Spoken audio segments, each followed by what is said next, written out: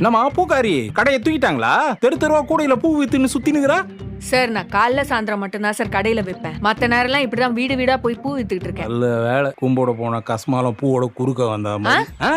ஒண்ணு இல்ல, நான் கூட பூ அங்கதான் கடைக்கு போயிட்டு இருக்கேன். எவ்வளவு முழம்? என்ன பூ வேணும்? மல்லி இருக்கு, ரோஸ் மல்லி இருக்கு. மல்லி மல்லி 40 ரூபா முழம். 40 ரூபாயா? என்ன கோல்டு ரேட்டு சொல்ற நீ?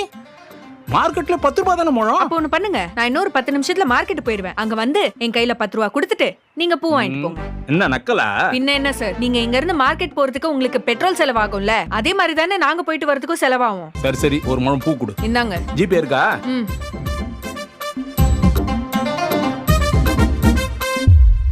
ஐயோ அட என்னடா அது, 40 ரூபாய்க்கு பதில் 400 ரூபாய் அனுப்பிச்சிட்டு இருக்கேனே. சரி, மிச்ச பணத்தை திருப்பி கொடு. 400 ரூபாயா? காசு எதுவும் வரலையே சார் எனக்கு. தில்லாலங்கடியா? என்னையே ஏமாத்த பாக்குறியா நீ?